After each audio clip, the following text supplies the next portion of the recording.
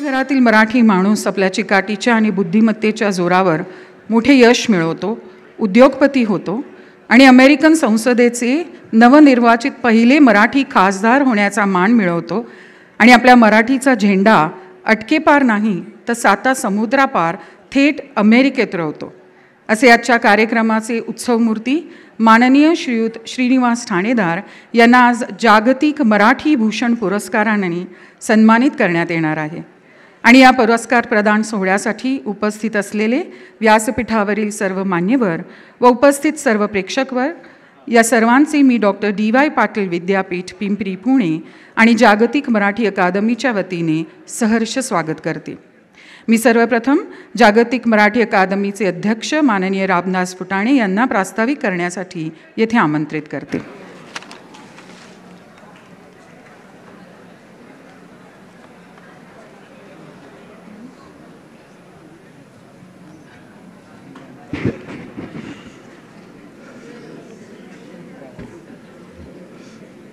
Doctor PD Patil sir, कुलपती DY Patil विद्यापीठ,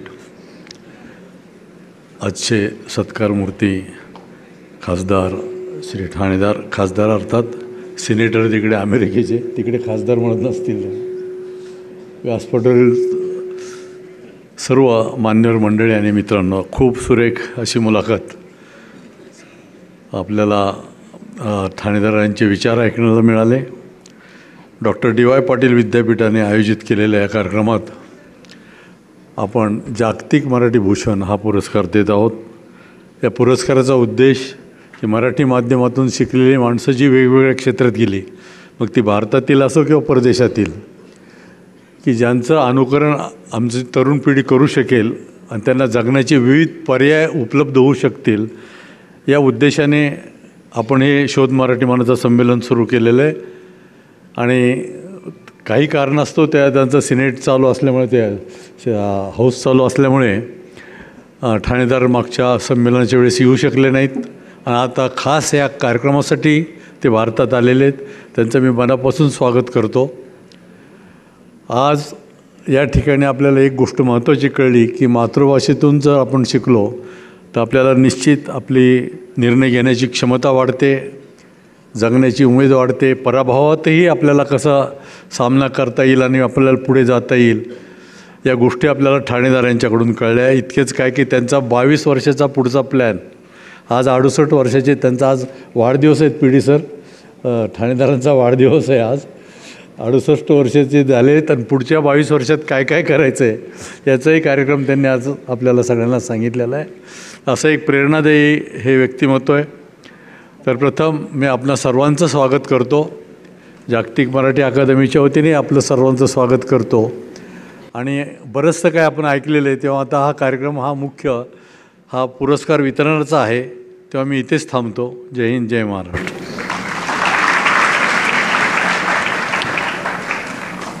धन्यवाद सर आपण केलेल्या प्रास्ताविकाबद्दल. आणि यानंतर व्यासपीठावर उपस्थित सर्व मान्यवरांचे स्वागत आणि सत्कार येथे संपन्न होतील.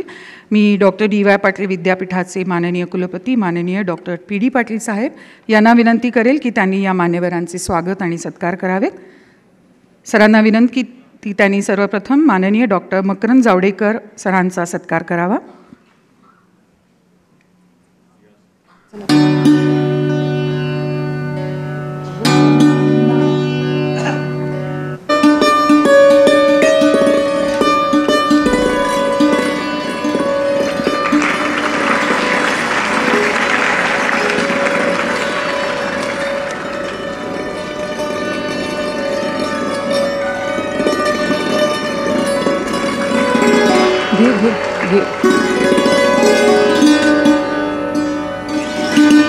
आणि यानंतर सरांना विनंती की त्यांनी माननीय श्रीयुत उदयदादा लाड यांचा सत्कार करावा.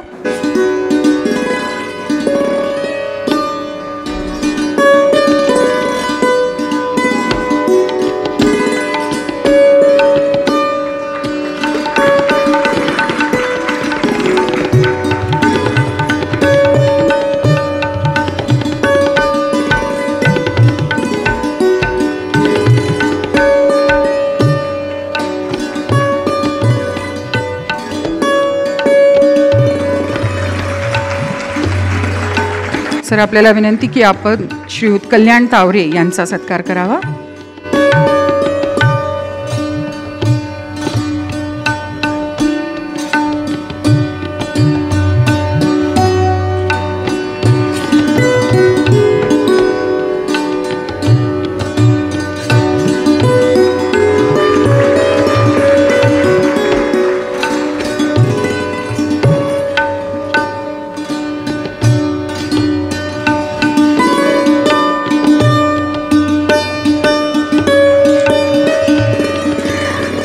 आणि मघाशी सांगितलं ठाणेदार सरांनी की त्यांचे धाकटे बंधू श्रीयुत रवींद्र ठाणेदार इथे उपस्थित आहे. त्यांना विनंती की त्यांनी कृपया व्यासपीठावर यावे. सरांना विनंती की आपण त्यांचाही सत्कार करावा. श्रीयुत रवींद्र ठाणेदार, जसं मघाशी सरांनी सांगितलं, हे आपल्या DPUमध्येच कार्यरत होते प्रोफेसर म्हणून.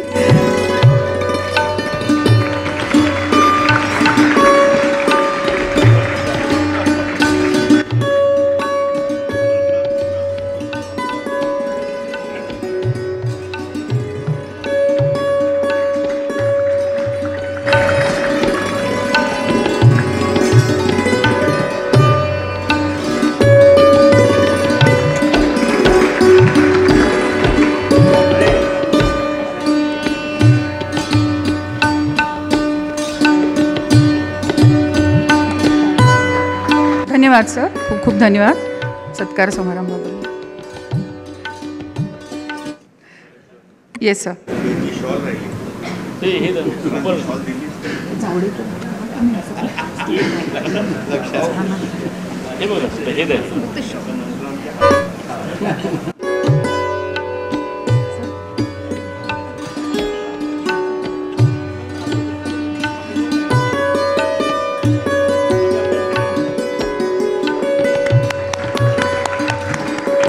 झालं झालं झालं.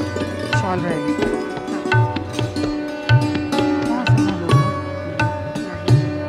धन्यवाद सर, खूप खूप धन्यवाद. आणि यानंतर मी श्रीयुत कल्याण तावरे सरांना विनंती करते की त्यांनी आपले मनोगत व्यक्त करावे. धन्यवाद PD सर, मला आज बोलायला लावलं. खरं मी काही मूळच्या नियोजनात नाही आहे, पण मी तुमच्या वतीनं बोलतो. विद्यार्थी मला इतके छान दिसत आहेत इथं. मी आल्यावर बघितलं तर पूर्ण व्यासपीठवर मुलाखत चालू होती आणि सभागृह पूर्ण भरलेलं होतं. म्हणजे मलाही जागा नाही मिळाली. नंतर मागे ॲडजस्ट केलं आणि मी ऐकली पूर्ण मुलाखत. सन्माननीय व्यासपीठ, नाना सचिन इटकर साहेब आणि विशेषतः ठाणेदार साहेब, मी खरंच एक वाचक आणि विद्यार्थी म्हणून बोलतो आहे. मी ठाणेदार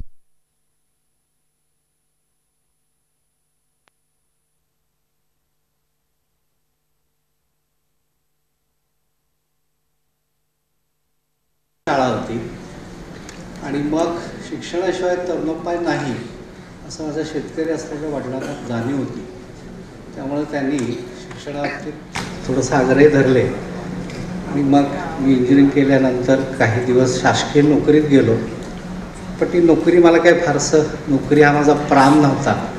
त्यामुळे व्यवसाय करायचं हे ठरवूनच मी काही काळ केली. व्यवसायात आलो.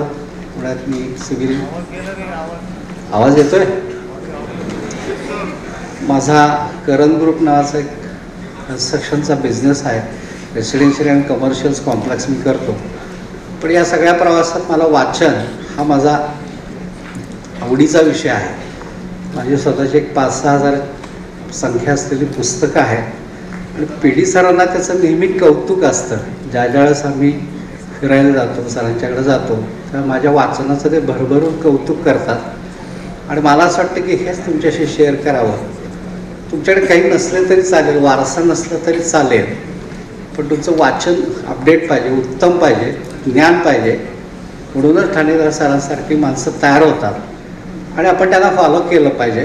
कारण इतक्या अडचणीतून सुद्धा त्यांनी तिथं जाणं, इस्टॅब्लिश होणं, व्यवसाय करणं, व्यवसायातल्या अडचणी, वैयक्तिक आयुष्यातल्या अडचणी, या सगळ्यावर मात देऊन आज ते तिथले खासदार झालेले आहेत. आणि डिस्क्रिमिनेशन काय आहे ते तुम्हाला माहितीच आहे. सुदैवानं मराठीत असलेल्या सगळ्या ऑटोबायोग्राफीज मी वाचल्या, दलित आत्मकथनापासून ते आत्तापर्यंतचं. इवन आता परदेशी राहणाऱ्या अनेक माणसं परदेशात राहून लिहित आहेत. मग आम्ही मायदेशी, मुलं परदेशी किंवा परदेशाच्या कथा खूप काय आलेले. मी तुम्हाला इथं बसून हल्ली तिथं काय चालू आहे याची जाणीव आहे. पण तुम्ही इतके नशिबान आहात, कारण पी डी सरांसारखे सर तुम्हाला इतकी वेगळी लोक आणून भेटवतात आणि एवढी मोठी. मागच्या जागतिक संमेलनाला मी होतो, मी आवाज झालो. तर तुम्हाला एवढ्या लवकर ही सगळी मोठी माणसं मिळत असतील ऐकायला, प्रत्यक्षात पाहायला, तर तुम्ही खरं नशिबान आहात आणि तुम्ही याचा फायदा घेतला पाहिजे. एवढं बोलून मी थांबतो. धन्यवाद सर. आणि यानंतर मी माननीय डॉक्टर मकरंद जावडेकर सरांना विनंती करेल की त्यांनी आपले मनोगत व्यक्त करावे.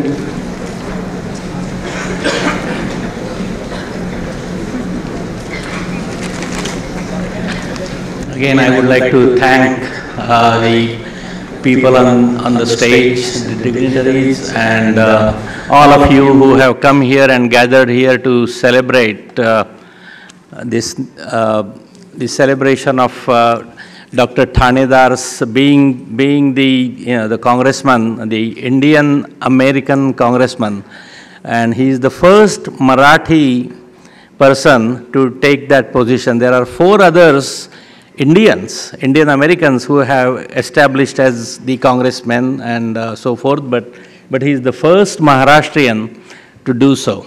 And it gives me a pleasure to even say that I have known him for last 20 years. The reason being, he was in the pharma industry himself, started a company called Avomen Analytical Services, which was a CDMO or CRO, you can call it. In simple terms, it is a contract analytical services company that he had established. And while I was at Pfizer, we worked with him very closely, and they gave us excellent results in whatever we did. And it shows, the entrepreneur nature of his. And that's what made him so successful, because he got the Entrepreneur of the Year award in the US at least 3 times that I know of, but maybe more. But he has really established himself as an entrepreneur. And I will not go through his life story, because I'm sure you must have already talked about his upbringing and how he came to the US and how he established himself and got to where he is today. And this is just a beginning. So he has got 20 more years that he is going to rise to the occasion, and I don't know, maybe he will run for the US presidency. But again, I want to first of all take this opportunity to congratulate him on his 60s. He's turning 68 today, so it's his birthday, so let's congratulate him on his birthday.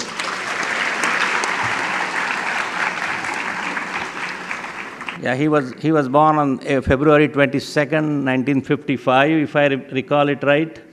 And so he's 4 years younger than me, and he has achieved quite a bit. And I think I'm so proud of him, because not only because what I have seen him do, but also at his personal life, he has established quite a bit with his family and everything. And he has shown the world that no matter where you are born, no matter what you do in your childhood, the dream is always open. And that dream, the fulfillment of the dream is dependent on you, not nobody else. Your parents cannot decide your dream. They cannot decide or establish what you want to do in the future, but I think it's the passion that one should carry, and that's the passion that he carried. And I would like to kind of make an appeal to all the students sitting in the auditorium here, those who are in their 20s and so forth. I think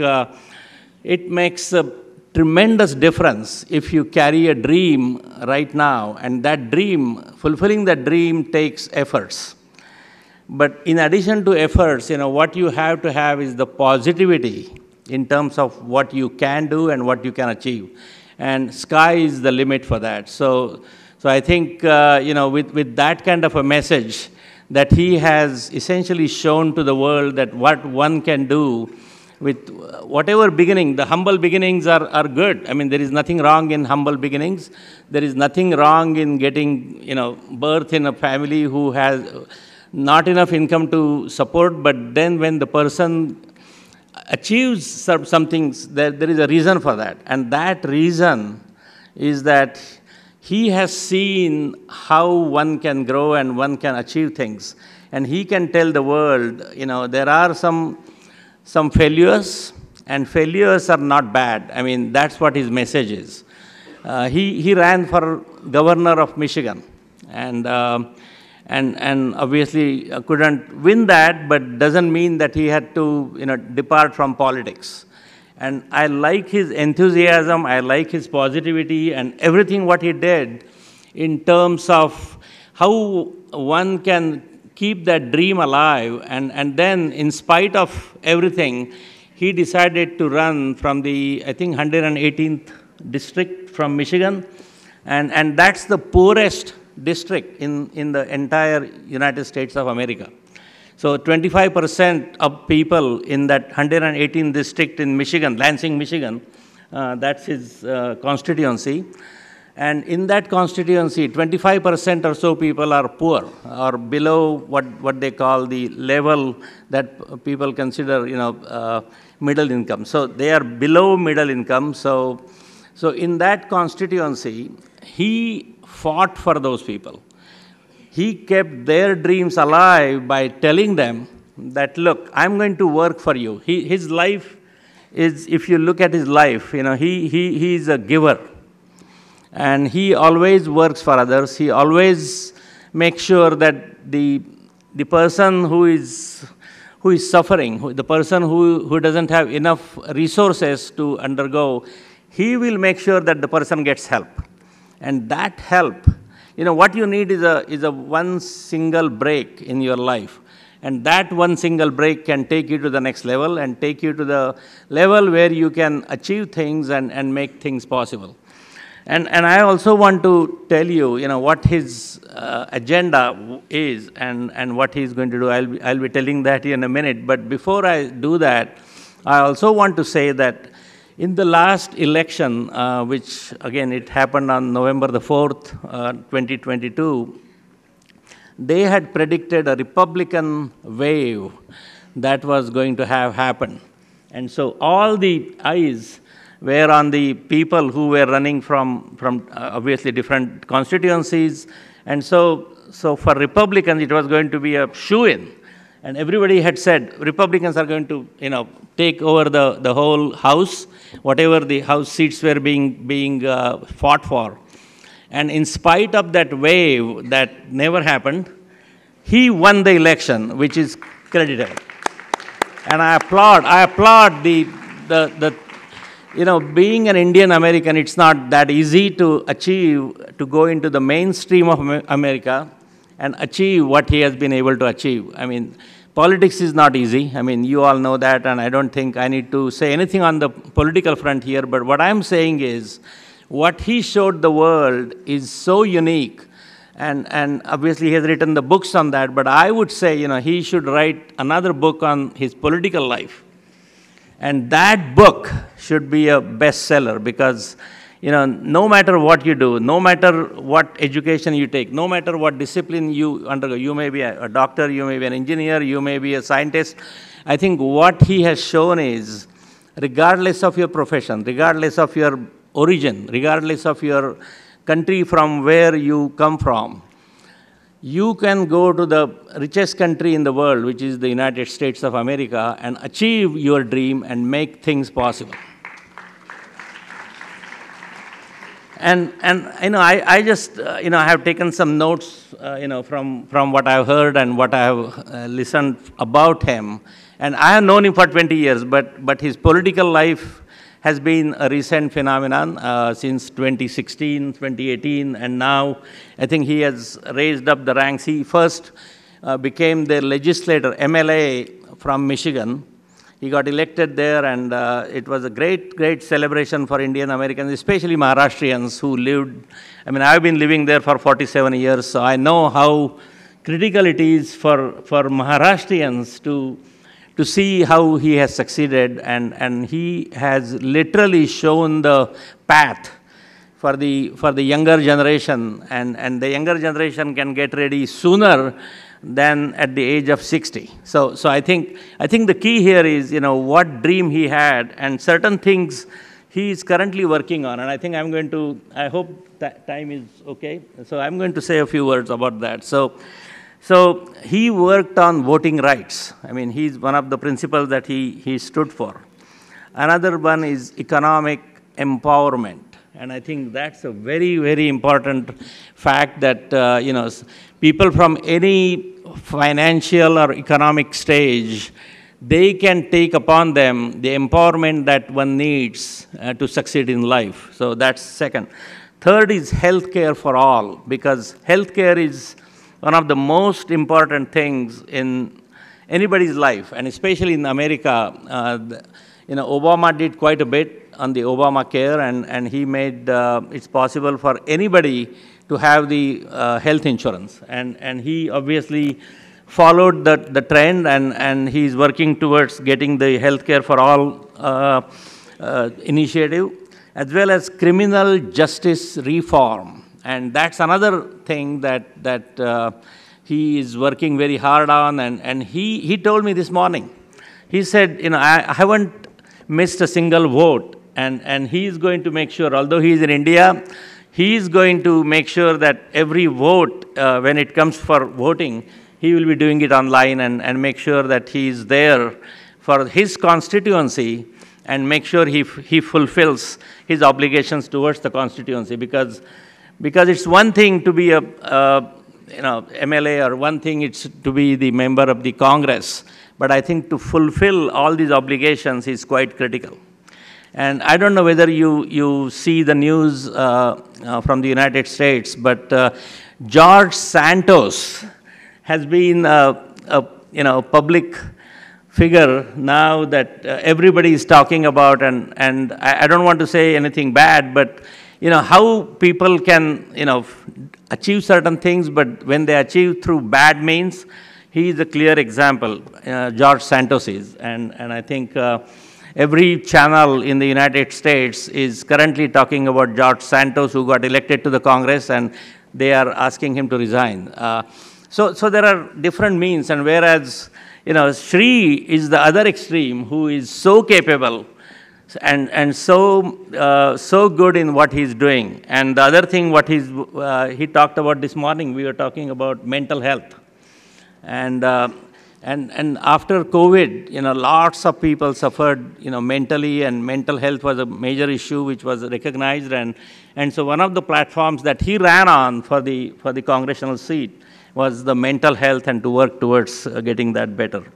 And then also education, and that was one of the platforms. And obviously having received his BS or BSc degree and master's from Bombay University, and then he got his PhD from Akron, Ohio, in chemistry. His PhD is in chemistry, and so we share, you know, some of the, you know, our PhD. My PhD is in pharmaceutics, and so I was with Pfizer, and then he had, through this Avomin CDMO, we really got lots of benefit from what he could do and what he told us what we should do. And then also another thing, I think you must hear in the news, you know, the gun violence in America. And so another thing he's working on is the gun safety regulations. Environmental justice is another platform that he stands upon, and I'm not going to take too much time on some of these things, but I wanted to at least mention that. But then again, you know, giving, you know, examples of people like Dr. Amy Bera, who is also a congressman, Indian American congressman, Mr. Raja Krishnamurthy, Ro Khanna, Pramila Jayapal, and now the fifth person from Indian origin is Shri Thanedar, and it gives me a great pleasure to be here for this occasion, because you know, we don't get so many occasions to celebrate Indian Americans doing so well and being such a unique personality, and also from the Maharashtrian or Marathi community achieving something. So I really want to applaud his life and give him the best wishes. And with that, I say that, anything you want to do and anything where we can help, we are there for you. Thank you.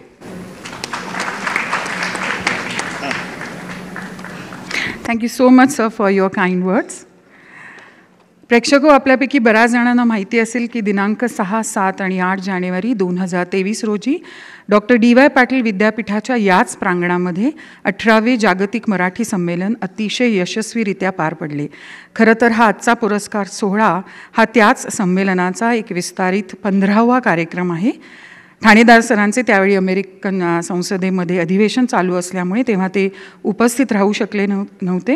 पण म्हणतात ना, कधी कधी होतं ते चांगल्यासाठी. आणि या उक्तीप्रमाणे मला वाटतं आज एक दुग्ध शर्करा योगच जुळून आलेला आहे, कारण आज ठाणेदार सरांचा वाढदिवस आहे, मघाशीच त्यांनी सांगितलं. आणि याच दिवशी त्यांना हा पुरस्कार प्रदान करण्यात येत आहे, त्यांना सन्मानित करण्यात येत आहे. ही खरंच खूप आनंदाची गोष्ट आहे. आमच्या सर्वांच्या वतीने सर आपल्याला वाढदिवसाच्या अनेक शुभेच्छा. Wish you a very happy birthday sir. आणि संपूर्ण महाराष्ट्राला आणि सर्व मराठी बांधवांना अभिमान वाटेल अशा एका उत्तुंग व्यक्तिमत्वाचा जागतिक मराठी भूषण पुरस्कार प्रदान करून येथे त्यांना सन्मानित केले जात आहे. मी माननीय डॉक्टर PD पाटील साहेब यांना नम्र विनंती करते की त्यांनी हा पुरस्कार माननीय श्रीनिवास ठाणेदार सरांना प्रदान करावा.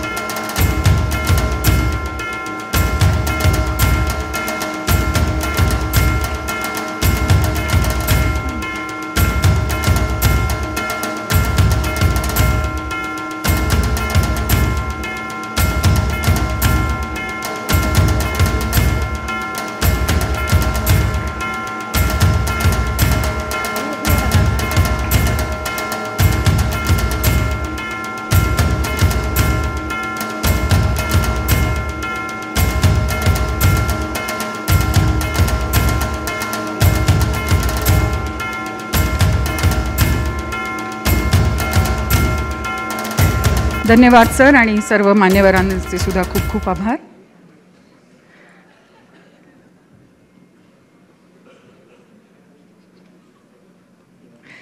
आणि यानंतर आजचे पुरस्कारार्थी माननीय श्रीनिवास ठाणेदार सरांना मी विनंती करते की त्यांनी आपले मनोगत व्यक्त करावे. हा पुरस्कार स्वीकारून आपल्याला कसं वाटते हे आम्हा सर्वांना जाणून घ्यायला आवडेल. Sir, I request you to please share your views.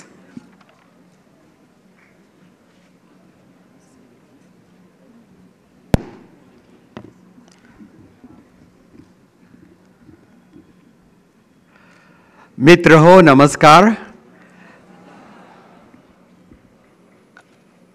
मला वाटतं माझा हा बर्थडे गिफ्ट ही सगळ्यात मोठी गिफ्ट मला आता मिळाली आहे. सगळ्यात बेस्ट बर्थडे सेलिब्रेशन झाल्याबद्दल तुमचे मी आभार मानतो सर्वांचे.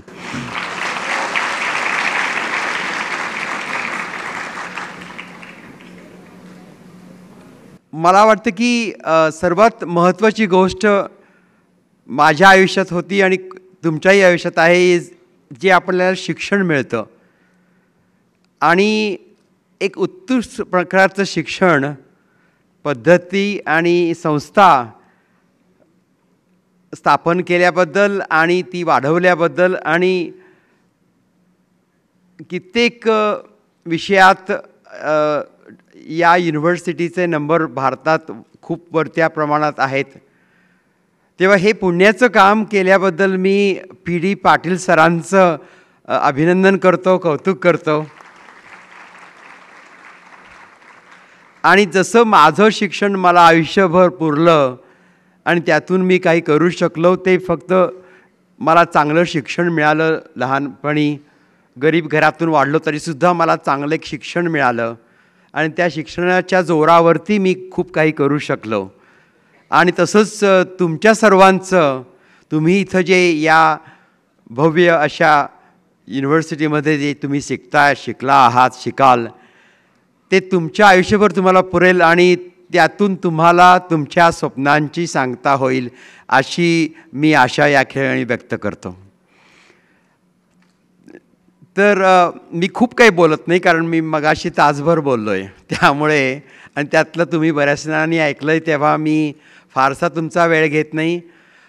पण आपलं ध्येय मोठं ठेवा, dream big, follow your dreams, trust in yourself, have faith in yourself, never doubt that what you can do, and never give up, pursue your dreams and you'll achieve your dreams. So I wish you all very, very well. Thank you.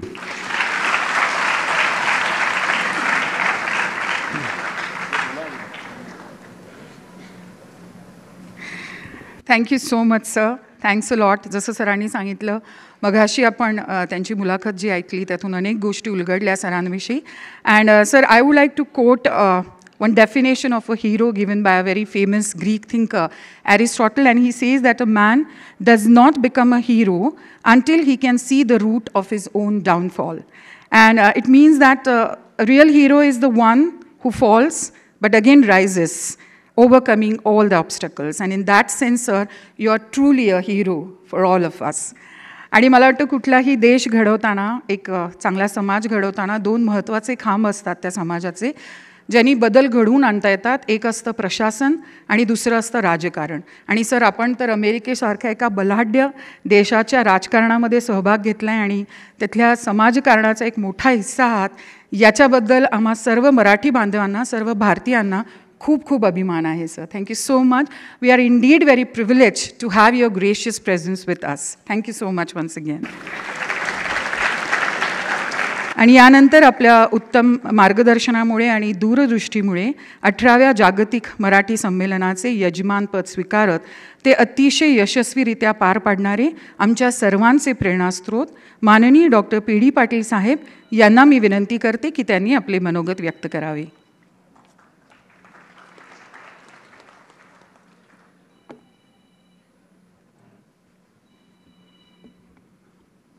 नमस्कार. आजच्या कार्यक्रमाचे प्रमुख पाहुणे आदरणीय श्रीनिवास ठाणेदार, पहिले मराठी खासदार, या कार्यक्रमाचे संयोजक मान्य श्री रामदास फुटाणे सर, या कार्यक्रमाचे पाहुणे आदरणीय मकरंद जावडेकर सर, उदयदादा लाड, स्मिता जाधव, आदरणीय सचिन इटकर, आमचे मित्र आदरणीय तावरे साहेब, आपल्या विद्यापीठाचे कुलगुरू डॉक्टर NJ पवार सर, मान्य श्री रवी ठाणेदार सर, आणि जमलेले सर्व माझे प्राध्यापक, शिक्षक, विद्यार्थी मित्रांनो, आज मोठा आपला आनंदाचा दिवस आहे. कारण आपण आज प्रथम श्रीनिवास ठाणेदार साहेबांना जागतिक मराठी भूषण पुरस्कार आपण त्यांना देऊन गौरवण्यात आलेला आहे. ही मोठी आनंदाची बाब आहे. दुसरी गोष्ट अशी आहे की त्यांचा आज वाढदिवस पण आहे. हा खरोखर दुग्ध शर्करा योग आहे. आम्हाला कल्पना नव्हती की आपला वाढदिवस आजच आहे, 22 फेब्रुवारी दिवशी. खरं वास्तविक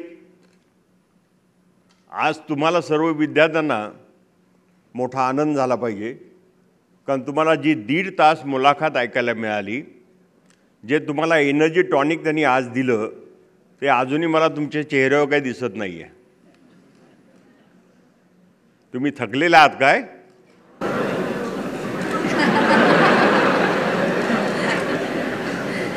कारण एक व्यक्ती शून्यातून उठून अमेरिकेची खासदार होते आणि आपण इथून आर्ट सायन्स कॉमर्समधून इथे येऊन बसलो तरी आपण आता ओशाळलेला मृत्यूसारखं झालं आहे. हां, असं घडायला नको. कारण त्यांनी जे एनर्जी टॉनिक दिलं आहे, त्यांचा जो आयुष्याचा प्रवास सांगितला आहे तो खरोखरच कौतुकास्पद आहे. आज तुमच्या रेग्युलर आयुष्यापेक्षा, म्हणजे तुमचे रोजचे जे लेक्चर होत असतील, हे होत असतील, पण आज तुम्हाला हे अनुभवाचं शिक्षण दिलेलं आहे की एखादी व्यक्तीचा जिद्दीचा प्रवास काय असू शकतो. आणि खरोखरच त्यांचं कौतुक आहे की माणसानं जर स्ट्रगल केलं, जर जिद्द बाळगली तर काय घडू शकतं. किती लोकांनी तुम्ही सरांची पुस्तक वाचलीत? पुन्हा श्री गणेशा, बरं हे नाही तर हे वाचले का? ही श्रींची इच्छा, ही 50वी आवृत्ती आहे.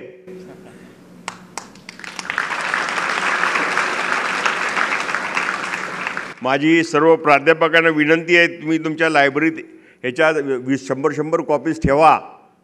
आणि माझी आदरणीय कुलगुरू सरांना विनंती आहे की आपल्या अभ्यासक्रमात जर घेता आलं मॅनेजमेंटच्या तर जरूर घेऊया आपण, जेणेकरून विद्यार्थ्यांना याचा लाभ होईल.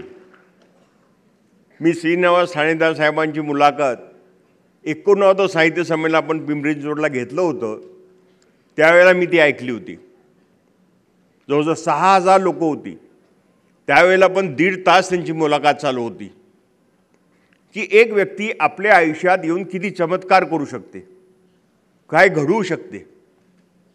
जनरली आपल्या भारतात एक पद्धत आहे, माणूस जन्माला आला गेला, पण कुठंतरी आपण मार्क करावा, कुठंतरी आपल्या आयुष्यातली नोंदणी व्हावी, याची प्रत्येकाने तयारी केलेली पाहिजे. त्यासाठी हा जिद्दीचा प्रवास पाहिजे, स्ट्रगल करता आला पाहिजे. नाही तर अजूनही आपल्या लोकांना अडीअडचणीचा सामना कसा करावा ह्या लोकांचा अजूनही म्हणजे तेवढं आपलं धारिष्ट होत नाही. ते धारिष्ट शिकण्यासाठीच अशा लोकांचा अनुभव आपण घ्यावा. तुम्ही ज्यांचे अनुभव पाहिलेत, बेळगावात जन्मलेले आदरणीय ठाणेदार, त्यांचा प्रवासपट मुंबईतून PhD करताना किती हाल झाले, किती त्रास झाला, त्यानंतर व्हिसा मिळताना त्यांना किती त्रास झाला, त्यानंतर अमेरिकेत गेल्यानंतर त्यांच्याकडे किती रुपये होते, त्याच्यानंतर स्ट्रगल करत त्यांनी आयुष्य कसं वाढवलं, त्यांनी कशी कंपनी स्थापन केली, पहिली कंपनी स्थापन केली ती अयशस्वी झाली, म्हणून त्यांनी आपला प्रवास काही थांबवला नाही. आणि अमेरिकेसारख्या ठिकाणी स्ट्रगल करणं ही सोपी गोष्ट नाही. भारतात तरी सोपं आहे, पण अमेरिकेत हे सोपं नाही. आणि ह्या व्यक्तीनं आपलं आयुष्य त्या ठिकाणी उभारलं. त्या ठिकाणी त्यांना बऱ्याच अडीअडचणी आल्या, म्हणजे अडीअडचणींना तोंड देताना अमेरिकेसारख्या ठिकाणी खरोखरच कौतुकास्पद प्रवास आहे. त्यानंतर ते MLA झाले आणि पुन्हा श्री गणेशा म्हणत त्यांनी परत एक नवीन कंपनी सुरू केली आणि तीही कंपनी परत आता टॉपला नेऊन त्यांची दोन्ही मुलं आज त्या कंपनी बघतायत. आणि त्यांनी आता ठरवलं की आपण आता हे सगळं आपलं उरलेलं आयुष्य हे सोशल आयुष्य म्हणून प्रवास करायचा, लोकांना मदत करायची. आताच जावडेकर सरांनी सांगितलं की ते MLA झाले. 2 वर्षामध्ये त्यांच्या काळामध्ये 2 मेंटल हॉस्पिटल आणि 5 शाळा सुरू केल्या त्यांनी त्यांच्या भागात, अत्यंत तिथल्या गरीब लोकांसाठी. ही ह्या लोकांची व्हिजन असते, ही ह्या लोकांची दूरदृष्टी असते. आणि अशी दूरदृष्टी ठेवली तरच माणूस आयुष्यात काहीतरी काम करू शकतो. ज्याला काम करायचं आहे त्याला मार्ग अनेक आहेत. आपल्याकडे शिवाजी महाराज येऊन गेलेत, पण तो शिवाजी महाराजांचा सुद्धा एवढा अभ्यास आणि एवढं कठीण प्रसंग त्यांनी आयुष्य काढले आणि आज आपल्या सगळ्यांना एक मराठा म्हणून जगण्याची संधी मिळाली. नाही तर खरोखर हे अवघड होतं.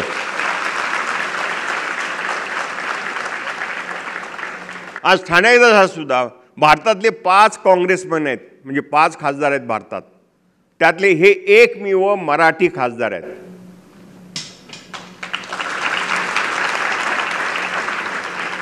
तर माझ्यासमोर जवळजवळ मला तर 700-800 विद्यार्थी बसलेले आहेत. कमीत कमी 100 लोकांनी तरी अमेरिकेत खासदार व्हावं. हां, अरे ही जिद्द बागा होऊ शकेल. तुम्ही इथले तर खासदार व्हालच, पण तुम्ही ते सुद्धा करू शकाल. अवघड काही नाही आहे, फक्त दिवसाची रात्र करायला शिका, उभं करायला शिका. निगेटिव्ह विचार मनात अजिबात ठेवू नका. माझ्या आईवडिलांनी काही केलं नाही, माझ्या आईवडिलांनी माझ्यासाठी काही ठेवलं नाही, हे डोक्यातले विचार पहिले काढून टाका. तरच तुम्ही उभं राहू शकाल. आयुष्य तसा विचार केला तर अवघड आहे, तसा विचार पुन्हा दुसरा विचार केला तर फार सोपं आहे. फक्त दिवसाची रात्र केलीत, आयुष्य सगळं सोपं आहे. आणि हेच वय आहे तुमचं, तुमच्या आयुष्यात बदल करण्याचं हेच वय आहे. आणि याचा तुम्ही फायदा घ्या. आईवडिलांचं नाव मोठं करा. जर आईवडिलांना जमलं नाही तर मुलांनी ती जबाबदारी घ्यावी आणि आपल्या घराचं नाव मोठं करावं. हे खरोखर ही मोठी शिकवण आहे आणि ही काळाची गरज आहे. आज आपल्या देशाची गरज आहे. नाहीतर लोकांना नोकऱ्या मिळत नाहीत म्हणून आपण रडत बसतो. बऱ्याच गोष्टी अडचणीत आपल्याकडे सुद्धा. पण आपणच स्ट्रगल केलं, आपणच उभं राहायचं ठरवलं तर आपण निश्चित श्रीनिवास ठाणेदार बनू शकतो.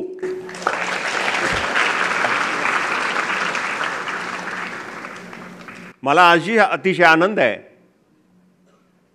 श्रीनिवास ठाणेदारांनी आज आपल्याकडं वेळ दिला. तुम्ही लोकांनी खरोखर 2-2.5 तास शांतचित्ताने ऐकून घेतलं, त्याबद्दल मी मनापासून आपल्या सगळ्यांचा आभारी आहे. पण आपल्या आयुष्यामध्ये आपण त्यांचं दृष्टिकोन, त्यांचं जी दृष्टी होती, त्यांचे जे विचार होते ते समोर ठेवून, किंवा प्रत्येकाने त्यांचा फोटो आपल्या रूममध्ये लावा आणि मला श्रीनिवास ठाणेदार व्हायचं आहे असे विचार पक्के करा आणि तुम्ही होताय का नाही बघा.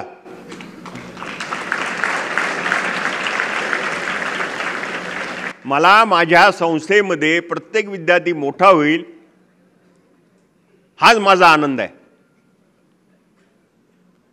आणि ते तुम्ही जिद्दीने लढा, मोठे व्हा, एवढे तुम्हाला सगळ्यांना मी शुभेच्छा देतो.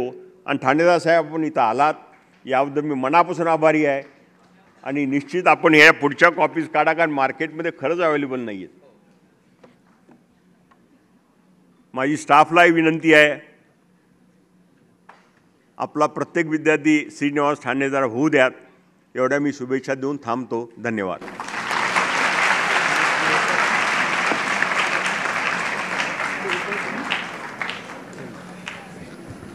सर खूप खूप धन्यवाद. खरं तर ठाणेदार सर, म्हणजे मला एक आजच्या निमित्ताने या ठिकाणी एक नमूद करायचं होतं, मगाशी त्या ह्याच्यामध्ये राहून गेलं, की तुम्हाला खूप मोठे मान सन्मान मिळतील, खूप मिळालेले आहेत, इथून पुढे मिळतील. तुमचे अनेक वेगवेगळ्या ठिकाणी सत्कार होतील, अनेक मोठ्या मोठ्या व्यक्तींच्या हस्ते होतील. परंतु या विद्यापीठामध्ये आजचा जो हा काही या ठिकाणी सत्कार या ठिकाणी झालेला आहे, तुम्हाला हा जो पुरस्कार मिळाला आहे, मला आठवण एका प्रसंगाचे, थॉमस जेफरसन हे अमेरिकेचे 3रे राष्ट्राध्यक्ष होते आणि अमेरिकेचं कॉन्स्टिट्यूशन जे आहे ते थॉमस जेफरसनाने लिहिलं. आपल्याकडे जसं डॉक्टर बाबासाहेब आंबेडकर कॉन्स्टिट्यूशनचे आपण त्यांना शिल्पकार म्हणतो, तसे अमेरिकन कॉन्स्टिट्यूशनचे शिल्पकार हे थॉमस जेफरसन होते. स्टेट्समन होते, लॉयर होते, फार मोठे राजकारणी होते. त्याच्यापेक्षा मोठे म्हणजे व्हर्जिनिया युनिव्हर्सिटी, जी one of the top university आहे अमेरिकेमध्ये, त्याचे ते फाउंडर आणि कुलपती होते. आणि थॉमस जेफरसन म्हणजे अमेरिका का मोठी आहे, कारण तिथं खूप मोठे राजकारणी, मोठ्या मनाचे आणि मोठ्या कर्तृत्वाचे होऊन गेले. त्या थॉमस जेफरसनांनी शेवटी त्यांच्या आत्मचरित्रामध्ये एक लिहिलं, की त्यांना ज्यावेळेस विचारलं की तुम्हाला काय म्हणून लोकांनी लक्षात ठेवलं पाहिजे, अमेरिकेचे प्रेसिडेंट म्हणून लक्षात ठेवलं पाहिजे का अमेरिकेचं कॉन्स्टिट्यूशन लिहिणारे म्हणून तुम्हाला लक्षात ठेवलं पाहिजे, तर तुमची ओळख ही काय राहिली पाहिजे जगासमोर. त्यावेळेस थॉमस जेफरसनांनी लिहिलं आहे की मी अमेरिकेचा राष्ट्राध्यक्ष होतो, अमेरिकन कॉन्स्टिट्यूशनची निर्मिती करणारा होतो, किंवा वेगवेगळ्या जबाबदाऱ्या अमेरिकेच्या प्रगतीमध्ये पार पाडणारा होतो. ह्या ओळखीपेक्षा मी एका व्हर्जिनिया विद्यापीठाचा कुलपती होतो, ही माझी ओळख जगासमोर कायम राहिली पाहिजे. हे थॉमस जेफरसनाने लिहून ठेवलं आणि त्यांनी कायम शिक्षण आणि विद्यापीठांना महत्त्व दिलं म्हणून आज अमेरिका प्रगतीपथावर गेली. सर, आज तुमचा सन्मान या विद्यापीठांच्या कुलपतींनी केला. खरं आमच्या सगळ्यांच्या दृष्टीने की तुमच्या आयुष्यात अनेक मानसन्मान मिळतील, परंतु हा मानसन्मान तुम्हाला कायम आयुष्यभर लक्षातही राहील आणि तुम्हालासुद्धा प्रेरणा देणार राहील. कारण विद्यापीठाचे कुलपती डॉक्टर पी.डी. पाटील, ज्यांच्या कर्तृत्वातून हे विद्यापीठ उभा राहिलं आणि 2016 साली आपल्या अखिल भारतीय मराठी साहित्य संमेलन जे पी.डी. पाटील सरांनी या विद्यापीठामध्ये घेतलं होतं, त्याच्यामध्ये सगळ्यात गाजलेली मुलाखत ही श्री ठाणेदारांची झाली होती. आणि ती एक आपली आठवण आणि आपल्यामधला तो दुवा होता. 2016 साली त्यांना अमेरिकेतला बेस्ट एंटरप्रेन्योर अवॉर्ड मिळाला होता आणि त्याच्यानंतर लगेच आपण पुण्यामध्ये आला होता त्या संमेलनासाठी प्रमुख पाहुणे म्हणून, आणि तिथं त्यांची मुलाखत झाली. आज जानेवारीमध्ये ते अमेरिकेचे खासदार म्हणून त्यांनी शपथ घेतली आणि भारतामध्ये आल्यानंतर पहिला कार्यक्रम हा डी.वाय. पाटील विद्यापीठामध्येच होतो आहे. तर सर, हा आपला एक वेगळा ऋणानुबंध आहे, म्हणजे 2016चा आणि 2022चा. आणि आमची अशी सगळ्यांची ईश्वराकडे, नियतीकडे हीच प्रार्थना आहे की तुम्ही अमेरिकेचे उपराष्ट्राध्यक्ष म्हणून तुमची भविष्यात निवड व्हावी आणि त्याच्यानंतरचा सत्कारसुद्धा याच विद्यापीठामध्ये तुमचा व्हावा. या ठिकाणी मनपूर्वक तुम्हाला शुभेच्छा, तुमच्या कार्याला आम्ही शुभेच्छा देतो. आणि जागतिक मराठी अकादमी डी.वाय. पाटील विद्यापीठातर्फे हा जो काही कार्यक्रम या ठिकाणी आयोजित झाला त्यामध्ये आज आपण उपस्थित राहिलात आणि अतिशय प्रेरणादायी अशी मुलाखत आपण आज आमच्या सगळ्या मुलांना इन्स्पायर केलं. जे इथं बसलेले 1000-1200 विद्यार्थी असतील, लोक असतील आणि सोशल मीडियाच्या माध्यमातून पाहणारे हजारो असतील, त्या सर्वांच्या आयुष्यामध्ये निश्चित आजच्या या तुमच्या प्रेरणादायी जे काही आपण या ठिकाणी विचार मांडले, निश्चित आमचं आयुष्य घडवण्यासाठी ते मदत करतील अशी या ठिकाणी भावना व्यक्त करतो. धन्यवाद.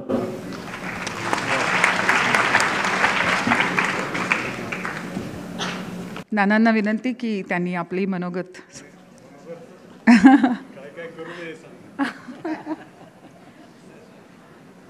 मला इथे सांगण्यात आलं की आजच्या कार्यक्रमाचा उद्देश जरा निश्चित सांगा. तर फक्त मी एवढं सांगणार की ह्या समारंभाचा उद्देश आहे की काय काय करू नये हे आपण शिकलं पाहिजे. त्यात एक 18 वर्षाच्या मुलांना मतदानाचा अधिकार दिला. 50व्या वर्षी आम्हाला कळत नाही कुठल्या पक्षात जावं, कुठल्या गटात जावं.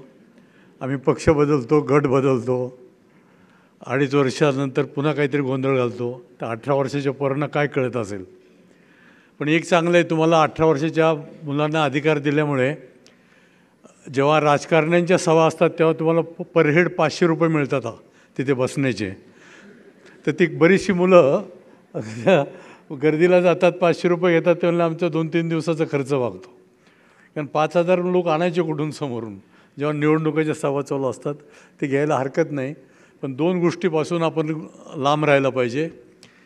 एक तर वयाच्या 30पर्यंत स्वतःचं जोपर्यंत करिअर निश्चित होत नाही, कुठल्याही बुवाच्या नादी लागू नका आणि कुठल्याही राजकीय पक्षाच्या नादी लागू नका, कुठल्याच. कारण हे राजकीय पक्ष नाही, त्या प्रायव्हेट लिमिटेड कंपन्यात मी सगळ्यांना सांगितलं, हेच दिशाहीन झालेले आहेत सगळे.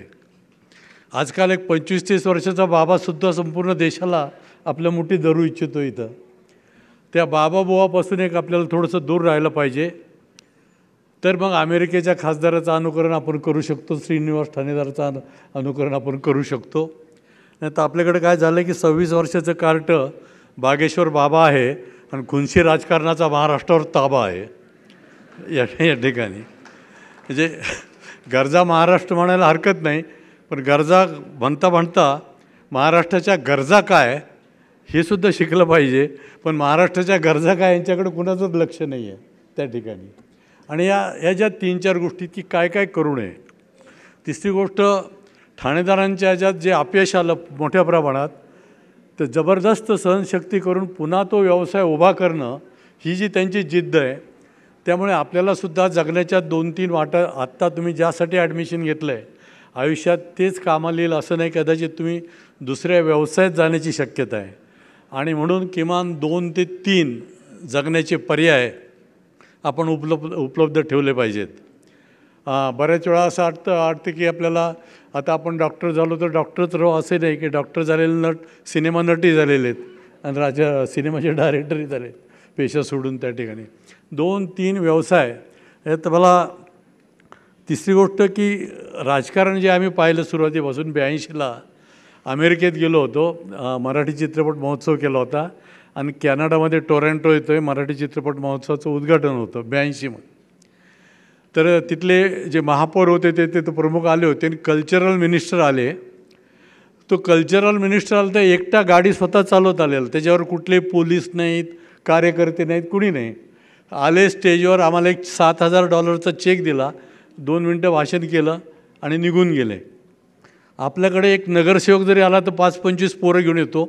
इतके पोरं बेकार गावात आहे त्याची आपल्याला जाणीव होते त्यावेळेस की झुंडीच्या झुंडी घेतल्याशिवाय आमचा आमदार येत नाही, खासदार येत नाही.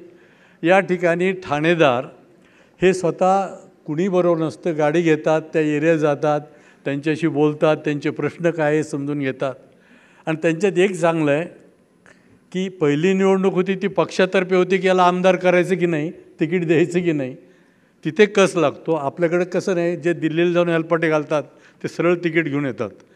म्हणजे हायकमांडची पूजा ही भारतात फार महत्त्वाची आहे आणि प्रत्येक पक्षाचा हायकमांड म्हणजे एक प्रायव्हेट लिमिटेड कुठल्या तरी कुटुंबाच्या ताब्यात प्रत्येक राजकीय पक्ष आहे.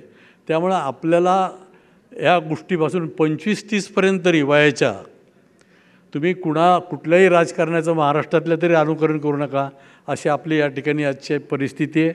दिशाहीन राज्यकर्ते एका बाजूला आणि दुसरीकडे निष्क्रिय बुद्धिवंत दुसऱ्या बाजूला. जे इंटेलेक्च्युअल्स आहेत ते निष्क्रिय आहेत, ते बोलत नाहीत, ते सहभाग घेत नाहीत, पर्याय आपल्याला उपलब्ध करून देत नाहीत. याच्यासाठी आपल्याकडे काय काय पर्याय आहेत असे आपण शोधावे लागतील.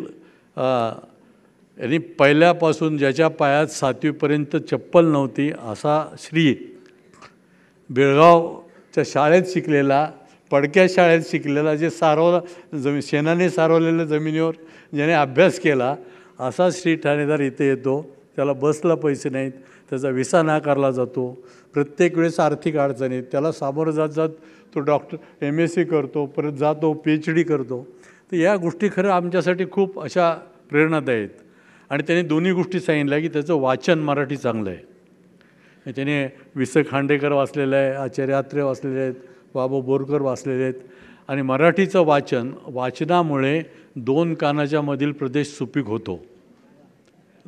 लक्षात घ्या की आपल्याला फक्त परीक्षेत विचारले जाणारे प्रश्न आपण चांगले सोडत असू, पर्सेंटेज चांगला असेल, पण त्याच्या पलीकडे आपल्याला काय काय येतं, आपल्या अभ्यासक्रमाच्या बाहेरच्या काय काय गोष्टी आपल्याला माहीत आहेत, याच्यावर आपलं भविष्यकाळ अवलंबून आहे. आणि म्हणून आपलं सामान्य ज्ञान चांगलं पाहिजे. आणि ते सामान्य ज्ञान त्याने अगोदरच मराठीच्या वाचनातून स्वीकारलेलं होतं. मराठी आली, इंग्रजी तर आलीच पाहिजे, पण इंग्रजी आली पाहिजे याचा अर्थ आईला मम्मी म्हटलं पाहिजे आणि बाबांना डॅडी म्हटलं पाहिजे असं नाही. बाबा, काका, मामा, नाना, तात्या, बापू हे आपले जिव्हाळ्याचे शब्द घराबाहेर चालले आणि डॅड, मॉम, कझिन आला. इंग्रजी आलंच पाहिजे. म्हणजे आलं तर काय काय करू नये हे सांगा मला, अशी खास विनंती आली. तर मी तुम्हाला खरोखर प्रामाणिकपणे हेच सांगतो की माझे सगळे राजकारणी मित्र असताना आयुष्यात मी कधी आमदार व्हायचं नाही ठरलं होतं, पण ते चुकून झालो. आपण मी कधी असं माझे आमदार लिहित नाही कधीच, फक्त रामदास फुटाणे लिहायचं. आपल्या मृत्यूनंतर लोक ठरवतील आपण कोण होतो ते. आपण कवी आहोत का नाही 100 वर्षानंतर जर आपलं कुणी वाचत असेल तर आपण कवी. म्हणून तुम्ही कुठल्याही छोट्या छोट्या पदव्यांच्या मागे लागू नका.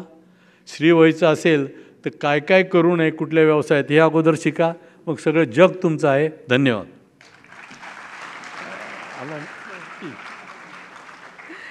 धन्यवाद नाना. मला वाटतं काय काय करावं हे अनेक लोक सांगतात, पण काय करू नये हे सांगणं तितकंच महत्त्वाचं. आणि नाना ते तुम्हीच करू शकता फक्त. सो धन्यवाद त्याच्याबद्दल. ठाणेदार साहेब, आज आपला वाढदिवस, त्यामुळे एक छोटीशी सरप्राईज आम्ही अरेंज केली आहे. तर प्लीज आमच्याबरोबर या या आत या. ठीक आहे.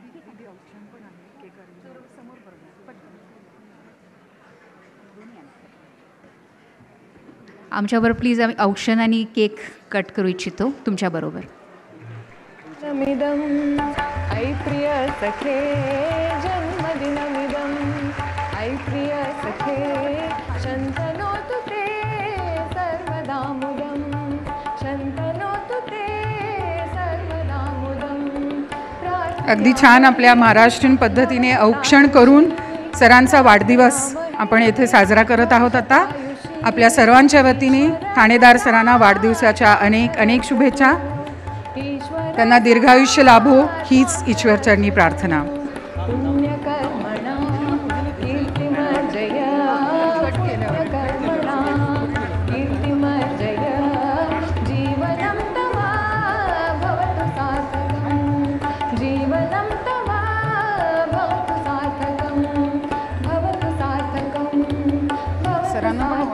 सरांचा सत्राला झाला ना. ईश्वर सदा ऐ प्रिय सखे जन्मदिनमिदं दिनमिदं ऐ प्रिय सखे जन्मदिनमिदं ऐ प्रिय सखे शन्तनोतु ते सर्वदा मुदं शन्तनोतु ते सर्वदा मुदं. प्रार्थयामहे भवशतायुषी प्रार्थयामहे भवशतायुषी ईश्वर सदा त्वां चरति. मला वाटतं हा सुद्धा भारत ते अमेरिका असा प्रवास आहे. भारतीय पद्धतीने औक्षण झालं आहे आणि आता अमेरिकन पद्धतीने केक कटिंगने सरांचा वाढदिवस साजरा होतो. जन्मदिनमिदं ऐ प्रिय सखे जन्मदिनमिदं ऐ प्रिय सखे शन्तनोतु ते. Happy birthday to you. Come on students, please sing with me. Day to you. Happy birthday dear Thanedar sir. Happy birthday to you. May God bless you. May God bless you. Happy birthday, happy birthday. Happy birthday to you.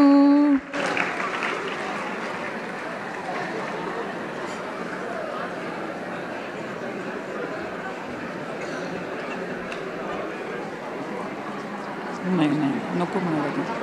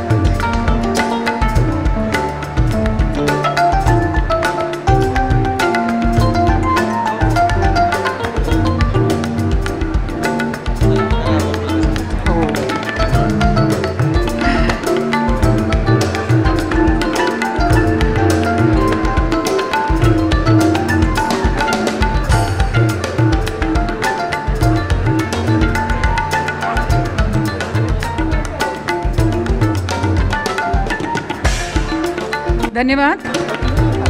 सर्व मान्यवरांचे खूप खूप आभार आणि तुम्हा सर्वांचे सुद्धा आज तुमच्या सर्वांच्या साक्षीने ठाणेदार सरांचा त्यांच्या गावी त्यांच्या देशात हा वाढदिवस इतका उत्कृष्टरित्या साजरा झाला.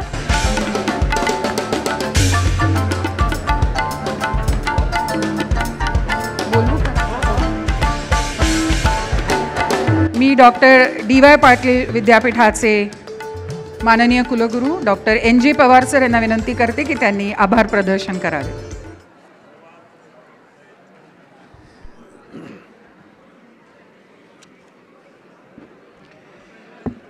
नमस्कार. जागतिक मराठी परिषद आणि डॉक्टर DY पाटील विद्यापीठ यांच्या वतीनं आयोजित करण्यात आलेल्या याच्या जागतिक मराठी भूषण पुरस्कार प्रदान सोहळ्याच्या निमित्तानं आपल्यामध्ये उपस्थित असणारे आजचे पुरस्कार्थी आणि उत्सवमूर्ती माननीय श्री श्रीनिवास ठाणेदार, या कार्यक्रमाचे अध्यक्ष आणि डॉक्टर DY पाटील विद्यापीठाचे कुलपती आदरणीय PD पाटील सर, या कार्यक्रमाची पूर्ण धुरा ज्यांनी सांभाळली आणि संयोजक म्हणून ज्यांनी काम केलं ते आदरणीय रामदास फुटाणे नाना, ज्यांनी पडद्यामागं राहून या कार्यक्रमाचं उत्कृष्ट असं नियोजन केलं आणि ज्यांच्या नावातली साम्य क्रिकेटच्या खेळातील सुद्धा एका उत्कृष्ट बॅट्समनशी आहे ते सचिन इटकर. व्यासपीठावरील इतर मान्यवर श्री मकरंद जावडेकरजी, doctor Smita Jadhav madam, doctor Uday Lad, Kalyan तावरेजी, उपस्थितामधील सर्व माझे सहकारी प्राध्यापक, डीन्स, डायरेक्टर्स, प्रिन्सिपल्स, विद्यार्थी बंधू आणि भगिनीनो, मला वाटतं विद्यार्थ्यांनी 1-2 मिनटं शांतता राखावी. कार्यक्रमाचा आता शेवटचा भाग आहे. आज आपल्यासमोर एक अतिशय उत्कृष्ट असा आणि प्रेरणादायी असा श्रीयुत ठाणेकरांचा जीवन प्रवास एका मुलाखतीद्वारे आणि त्याच्यानंतर हे यशाचं शिखर गाठण्यासाठी अपयशाच्या पायऱ्यांची जी त्यांची श्रृंखला होती त्यांनी कशी पार केली आणि हे यशस्वी होण्याचं आणि यशाचं शिखर कसं पादाक्रांत केलं याचा एक जीवन प्रवास आपल्यासमोर मांडण्यात आला. मी श्री ठाणेकर यांना मनापासून धन्यवाद देतो की त्यांनी या कार्यक्रमामध्ये येण्यासाठी म्हणून आम्हाला परवानगी दिली. या कार्यक्रमामध्ये उपस्थित राहून सर्वांना आपला एक प्रेरणादायी प्रवास विद्यार्थ्यांच्या भवितव्य घडवण्याच्या दृष्टिकोनातून मांडला. त्याबद्दल आपलं मनस्वी मी विद्यापीठाचे कुलपती डॉक्टर PD पाटील सर आणि या कार्यक्रमाचे संयोजक नाना आणि सचिन इटकर यांच्या वतीनं आपले आभार प्रदर्शित करतो. या कार्यक्रमासाठी सर्वात महत्त्वाचा भाग म्हणजे